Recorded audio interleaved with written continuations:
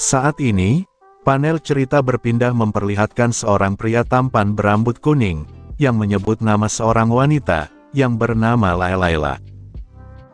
Layla berkata di dalam hati, bahwa berani-beraninya pria itu, mulai sedari awal, pada saat dia melihat dirinya, pria itu memanggilnya dengan sebutan biasa atau kasual.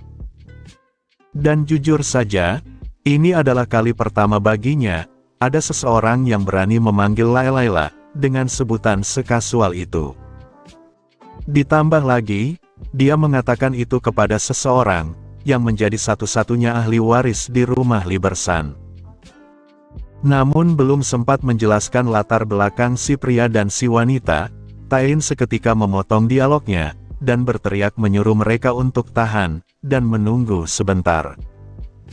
Taein keheranan, perihal siapa yang menyuruh mereka, untuk mengganti genre manhwa ini, menjadi seperti itu. Taein lantas bertanya ke si gadis berambut perak yang dia panggil sebelumnya, perihal apakah dialah yang bernama Layla itu. Taein juga kebingungan, tentang jenis nama apa, yang mempunyai sebutan La 3 kali di dalamnya.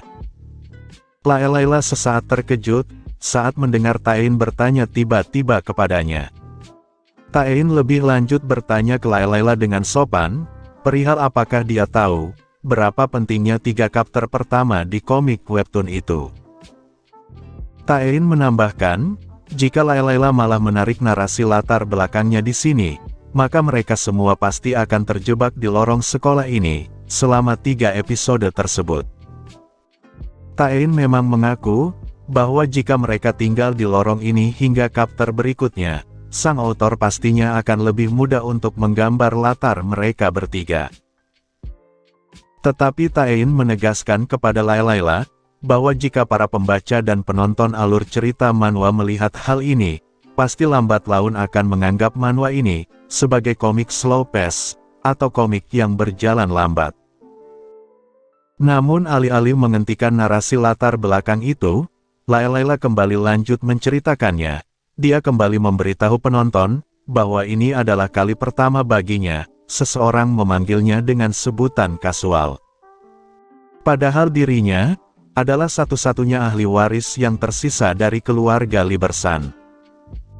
Taein yang menyadari Layla kembali membahas latar belakangnya dari manhwa sebelah, kembali berteriak menyuruhnya untuk menghentikan itu. Taein meminta Layla, untuk menghentikan gelembung bicara dekoratif, bunga-bunga cantik itu, dan juga kilauan di panelnya. Mendengar penolakan Taein mengenai latar belakangnya, Layla mulai berkomentar sinis, dengan mempertanyakan siapa Taein, sampai berani menghalangi perkenalannya. Menaikkan suara terhadapnya ketika mereka baru saja bertemu, itu sudah sangat tidak sopan. Taein yang panik dimarahi oleh Layla, memintanya untuk bersikap tenang, dan mulai membicarakan hal ini baik-baik. Setelah itu Taein menyentuh keningnya, karena baru menyadari, bahwa dirinya memang jarang membaca manhwa, yang bergenre romansa fantasi. Tetapi meski begitu, Layla kemudian memotong, dengan bertanya ke Taein perihal di mana dirinya saat ini, dan kenapa Taein berpakaian seperti itu. Padahal beberapa waktu lalu, Layla ingat betul, bahwa dia telah menusuk suaminya dengan menggunakan belati di tangannya.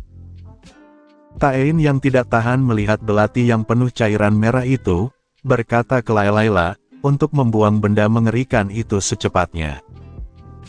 Di sini Taein menggunakan kekuatan miliknya, dan berhasil menghilangkan belati yang Layla genggam, hanya dengan sekali jentikan jari. Taein juga menginginkan, untuk membersihkan semua cairan merah yang menempel di pakaiannya. Taein mengarahkan tangan kanannya ke depan, dan mengeluarkan hembusan energi biru muda, yang seketika memisahkan cairan merah tersebut, dari pakaian putih yang Layla kenakan.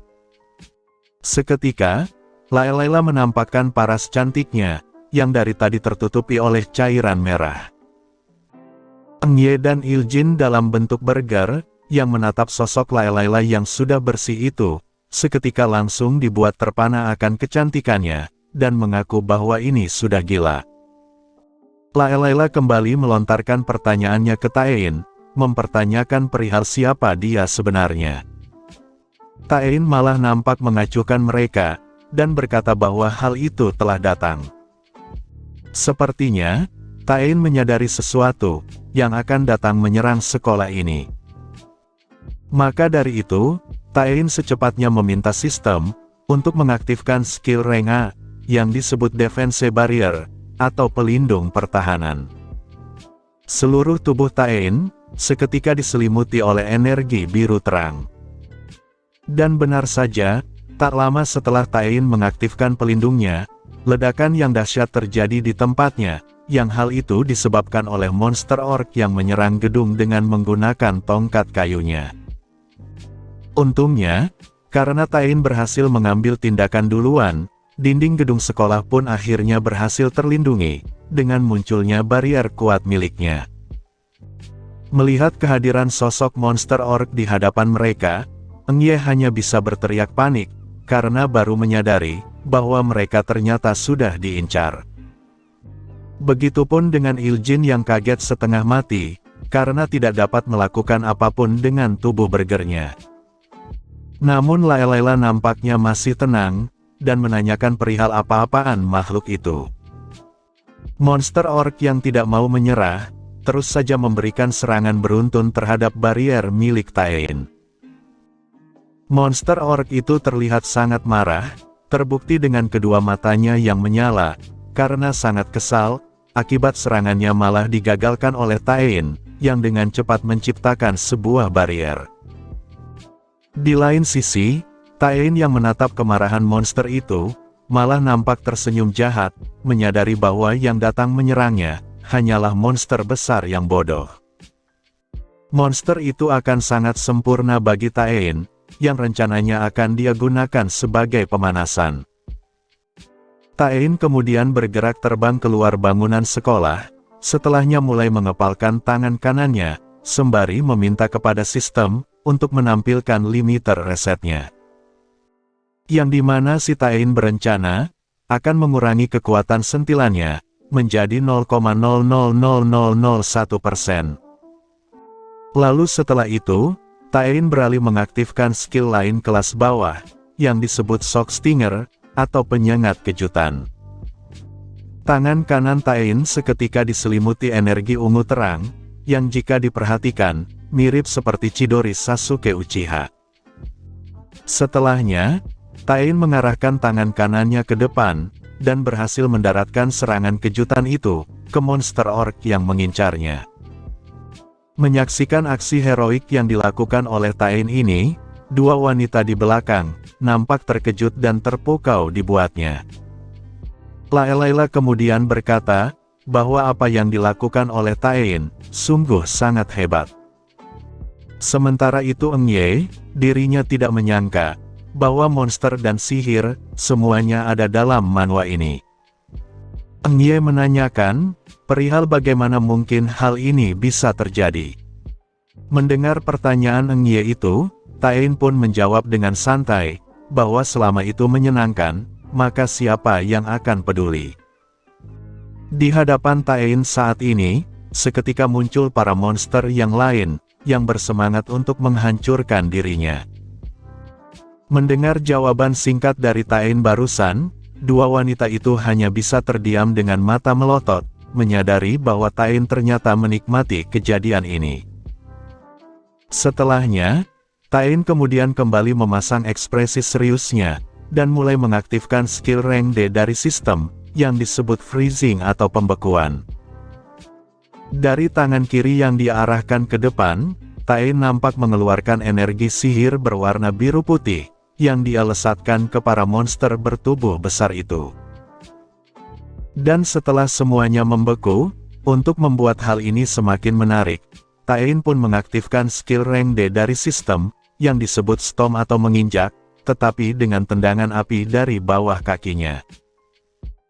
Seketika, saat mendaratkan tendangan itu ke tanah, ledakan pun terjadi, dan membuat semua monster yang telah membeku sebelumnya, menjadi hancur berkeping-keping, diikuti dengan batu-batuan yang terhempas.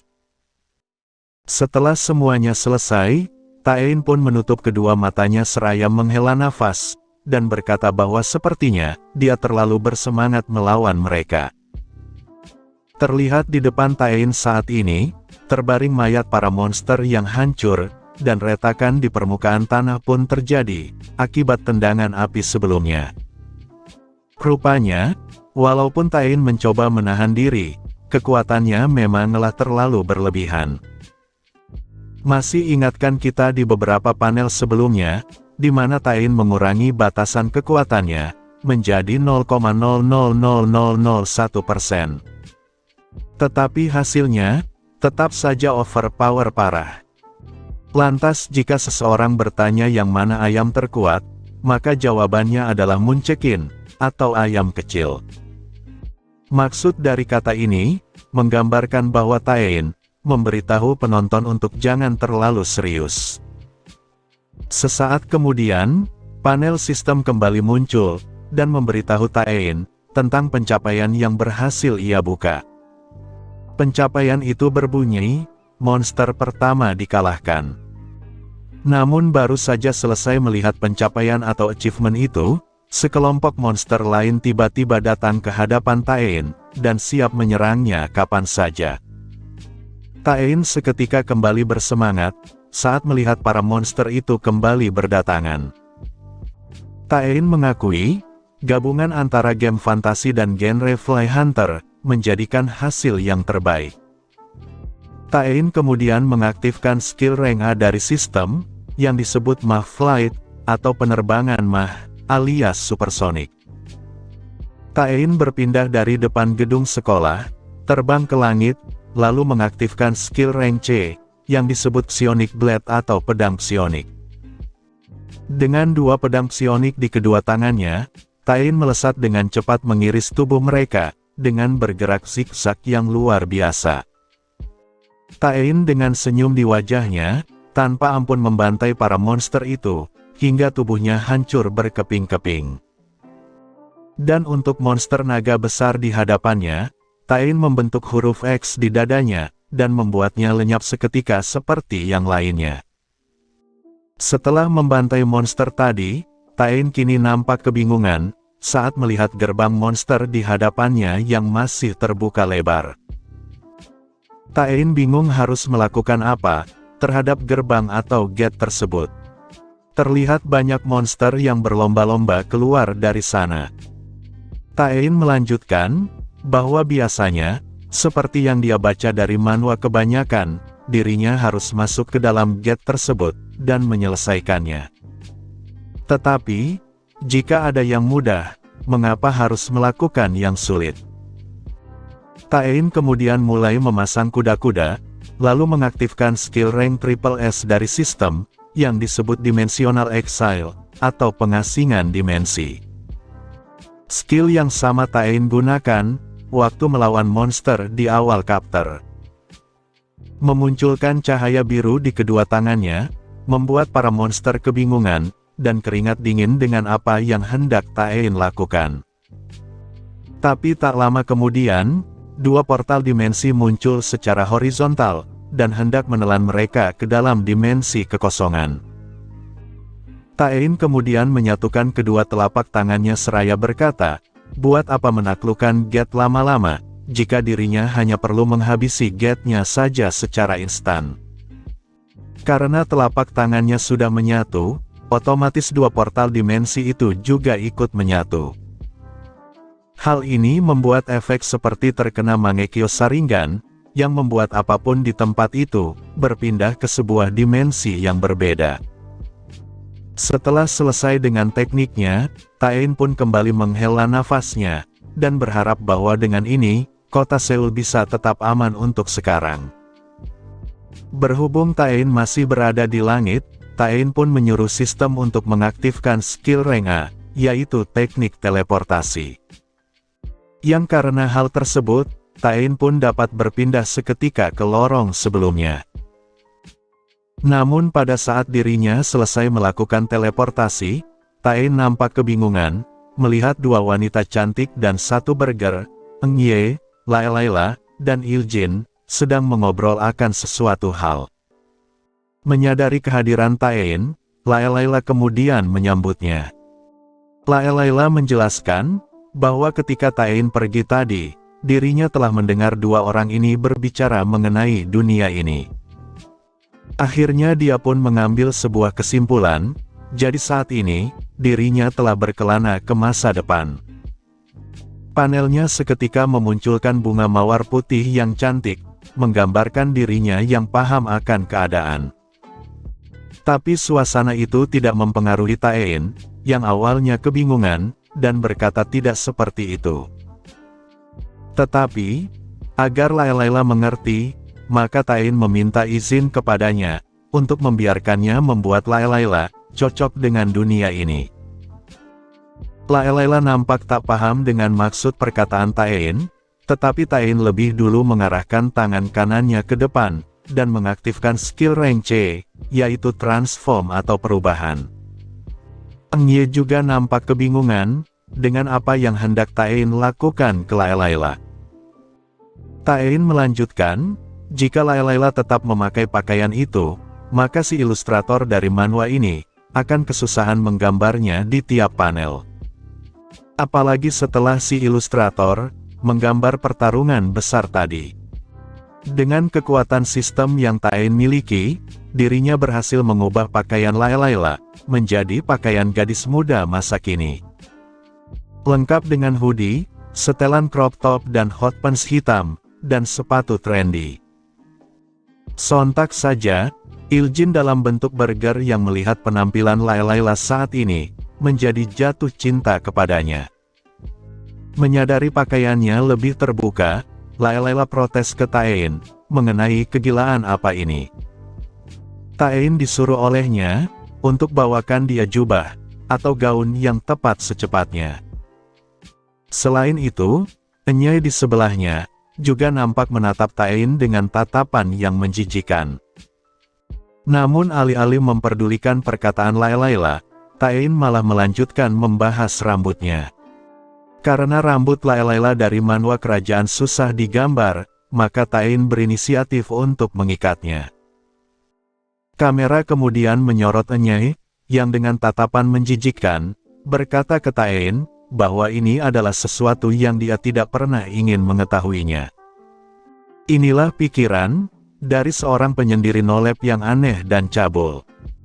Mendengar sebutan kejam Nye terhadapnya, Taein mencoba memperingatinya, untuk menghindari menggunakan kata-kata agresif, ketika berbicara dengan sesama teman. Dan sebagai catatan, Taein memilih sesuatu yang nyaman secara hati-hati. Tetapi, mempertimbangkan bahwa musim ini adalah musim gugur awal, mungkin celana dolphin shorts yang ia berikan ke Laila terlalu berlebihan. Iljin di sebelahnya tidak setuju, dan mempertanyakan apa yang Taein katakan. Taein kemudian memanggil Laila dengan sebutan Nyonya Libersan, dan memahami bahwa ini akan terasa aneh baginya. Tetapi meski begitu, dirinya akan terbiasa dengan pakaian ini. Taein kembali mengarahkan tangan kanannya ke depan, dan mengubah celana pendek Laila menjadi celana training. Dan mengubah rambut Laila yang acak-acakan, mengikatnya dengan model ekor kuda. Menyadari Taein dapat mengubah pakaian seseorang sesuka hatinya, Nye pun bertanya kepadanya, perihal bisakah ia membuat pakaian yang semacam itu. Bagaimana dengan brand Chanel, atau Louis Vuitton? Mendengar permintaan Nye mengenai brand itu, membuat Taein bertanya-tanya, apakah Nye selalu seperti ini, jika terkait dengan fashion. Namun di saat mereka berdua memperdebatkan hal itu, Laila kemudian menegaskan, bahwa nama kebangsawanan miliknya, bukan Libersan lagi, tetapi Klesuah. Laila dengan hati yang mantap menyatakan, bahwa dia sekarang menjadi putri, dari kerajaan Royal Klesuah. Sehingga, namanya sekarang adalah Laila Klesuah, bukan Laila Libersan. Wajah Taein yang terkena bunga lili dari panel Laila, mengomentari rambutnya yang masih acak-acakan, bahkan setelah diikat. Di sini Nye hanya bisa terpaku pada Laila, setelah melihat penampilan barunya. Tapi tiba-tiba, Layla mulai berkata sendiri, bahwa dirinya tidak pantas untuk menggunakan nama Klesua. Alasannya, karena dia telah membunuh suaminya sendiri, yaitu sang pangeran mahkota. Taein dengan cepat mengarahkan tangan kirinya ke depan, dan memohon maaf kepada Layla. Taein mengaku, bahwa dia tidak tahu mengenai latar belakang dunianya. Makanya, Taein tidak paham, tentang apa yang Layla katakan. Di sini kita dapat melihat, bahwa terdapat logo buffering di atas kepala Taein, dan kedua matanya menjadi berlawanan. Taein melanjutkan, tapi yang jelas, Taein sudah paham, bahwa Layla mengalami kehidupan yang tragis. Mendengar perkataan Taein ini, membuat Layla terharu, karena Taein memahami garis besarnya. Taein berkata lagi, bahwa dia bahkan tidak perlu mengetahui lebih lanjut, soal detail permasalahan yang dia alami. Jadi biar Taein tebak, bahwa Layla, sepertinya memiliki penyakit kronis. Mendengar Taein menyebut itu dengan santai, tentu saja membuat keduanya terkejut. Namun yang lebih mengejutkannya, tebakan Taein benar, dan Layla mempertanyakan, perihal bagaimana bisa Taein mengetahuinya. Taein menambahkan, bahwa dia juga tahu, kalau masih ada lagi masalah yang lain. Taein menduga, kalau Layla mungkin telah mengalami perjodohan, dengan seseorang yang tidak dia cintai. Dan setelah itu, suaminya malah mengambil selingkuh, dan mereka melakukan hal ini dan itu. Selanjutnya Layla dituduh oleh suaminya, dicap sebagai penjahat, lalu pada akhirnya, insiden pembunuhan itu pun terjadi. Taein meminta respon Layla, kalau apakah semua dugaannya benar. Layla dengan mengeluarkan air mata menjawab, bahwa semua dugaan Taein terbukti benar. Taein paham, bahwa Layla telah mengalami semua itu dengan sulit, tetapi, Layla sudah tidak perlu hidup seperti itu lagi, jika sudah berada di dunia ini. Meski mendapat dukungan dari Taein, tetap saja Layla kembali mengingat perbuatannya, yang telah membunuh suaminya dengan tangannya sendiri. Atau lebih tepatnya, telah menghabisi pangeran mahkota. Taein kembali merespon, bahwa yang salah, tetaplah sang pangeran mahkota. Soalnya dialah yang telah menyerang Layla duluan. Taein kemudian kembali mengarahkan tangan kanannya ke depan, dan meminta sistem, untuk mengaktifkan skill rank S, yaitu Seraphic Blessing, atau berkat Seraphic. Taein menegaskan, kalau Layla tidak melakukan kesalahan apapun. Setelah mendapat berkat dari Taein, Layla yang menyadari perubahan dalam dirinya, mempertanyakan perihal perasaan apa ini. Di belakang Layla, terdapat bayangan sayap emas malaikat Serapim, yang membuat tubuhnya bersinar terang. Taein menjelaskan, bahwa dia telah menyembuhkan segala penyakit, yang berada di dalam tubuhnya Layla. Sehingga, saat ini Layla sudah tidak terikat lagi. Sekarang, Taein meminta Layla, untuk hidup bebas di dunia barunya. Panel bunga mawar merah muncul di belakang Taein, semakin memperdalam perasaan mereka. Di sini, kata bebas mulai melintas dalam pikiran Layla.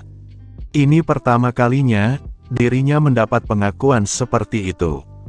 Bukan dari ayahnya yang kuat, ataupun dari temannya yang terpuji. Atau bahkan lebih-lebih, dari suaminya sendiri, sang pangeran mahkota.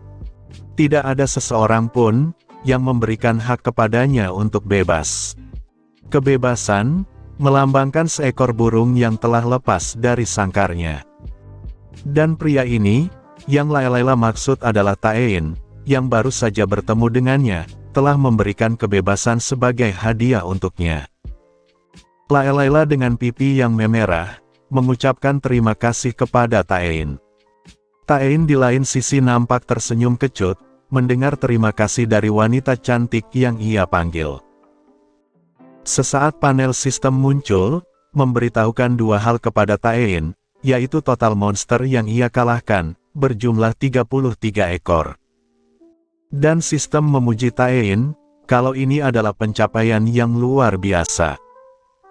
Awalnya Taein kebingungan, tapi sesaat kemudian dia berkata, bahwa ini bukanlah apa-apa baginya. Soalnya, cerita dia menjadi MC di manhwa ini, baru saja dimulai. Namun tiba-tiba, sistem memberitahukan hal yang membuat Taein kebingungan. Sistem melaporkan, bahwa konstelasi, tertarik dengan pencapaiannya. Membaca kata konstelasi, tentu saja Taein tidak memahaminya. Sistem kembali memberitahu, bahwa dengan memuaskan konstelasi ini, maka Taein bisa mendapatkan sebuah sponsor, kemampuan yang unik, dan juga item untuk di-upgrade.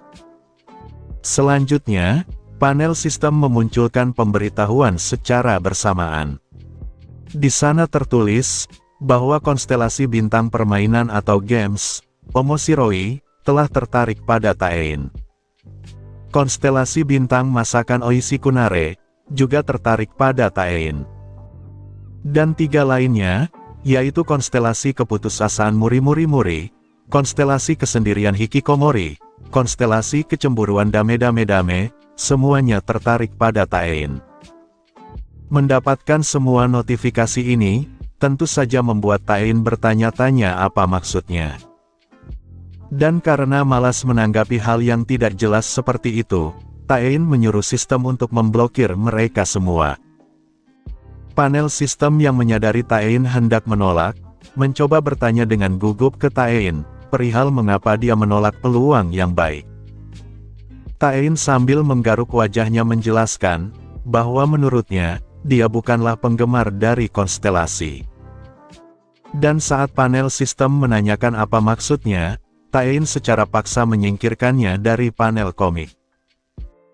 Dan karena cerita emosinya baru dimulai, Taein mulai batuk ringan, meminta perhatian semuanya, bahwa mulai sekarang, maukah mereka mengikuti Taein, dalam misi menyelamatkan dunia. Setelah memperlihatkan Taein cukup lama, kita kemudian berpindah ke sebuah tempat, yang memperlihatkan bentuk bumi, yang di atasnya, terlihat seperti dikelilingi oleh lilin warna-warni. Namun ternyata, warna-warni di atas pilar hitam itu, adalah bintang yang memiliki kehidupan. Di sini kita diperkenalkan dengan Huja Keruna, bintang berwarna merah, yang merupakan konstelasi kemurkaan. Dia berteriak ke yang lain, bertanya perihal berani sekali seorang manusia biasa, menolak bantuan dari konstelasi. Keruna mengaku, bahwa dia tidak pernah merasa terhina seperti ini sebelumnya. Konstelasi permainan menanggapi yang bernama Omoshiroi, bintang yang berwarna hijau kebiruan, menanggapi Keruna yang kesal, dengan memintanya untuk jangan emosi dulu. Dia berkata, bahwa bukankah tindakan ini, lumayan menghibur bagi mereka. Omoshiroi nampak tertawa, setelah berkata seperti itu ke Keruna. Selain itu, konstelasi masakan, bintang yang berwarna kuning, yang bernama Oishikunare, juga menambahkan, bahwa mungkin inilah waktunya bagi mereka, untuk memberikan pelajaran ke manusia tersebut. Tetapi semua perdebatan itu dihentikan, oleh suara sosok bintang yang berwarna putih, yang meminta mereka untuk memenangkan diri masing-masing. Dia adalah konstelasi raja, yang bernama Sekai. Sekai berkata, bahwa meskipun dia merupakan manusia, tetapi dia telah naik ke menara ujian. Maka dari itu, Sekai meminta kepada yang lain, untuk menyapa manusia itu dengan hormat. Namun konstelasi kepuasan, bintang yang berwarna biru muda, bernama Muri-Muri-Muri, berkata bahwa itu mustahil. Soalnya, dia hanyalah seorang manusia rendahan. Bahkan konstelasi keiri hatian, bintang yang berwarna ungu, bernama Dame-Dame-Dame, menegaskan bahwa dia pernah mendengar, kalau manusia itu, entah bagaimana, berhasil melewati menara ujian dengan sekali ketukan. Mendengar penjelasan Medame, konstelasi bintang yang berwarna hijau, akhirnya menawarkan diri untuk pergi ke dimensi manusia itu. Mendengar si bintang hijau ingin pergi ke sana, Sekai merasa tidak keberatan. Si hijau menjelaskan, bahwa dia akan berbicara dengan manusia itu, secara empat mata. Jika si hijau melihatnya berpotensi mengganggu tata tertib alam semesta, maka dia si hijau, akan menghilangkan keberadaannya tanpa ragu. Konstelasi hijau ini masih misteri, karena dia tidak menyebutkan namanya. Sebagai tambahan, jika kalian sadar nama-nama dari konstelasi bintang ini, kalian akan menyadari, bahwa sebagian besar menggunakan frasa bahasa Jepang. Seperti di awal tadi, ada hujake runa, atau artinya jangan bercanda, ada omoshiroi, atau menarik, ada oishikunare, atau jadilah enak untuk masakan, ada sekai atau dunia, ada muri-muri-muri, atau mustahil-mustahil-mustahil, dan ada dame-dame-dame, atau jangan-jangan-jangan. Autor sepertinya suka menonton anime, sehingga menamakan konstelasi bintang ini dengan menggunakan bahasa Jepang.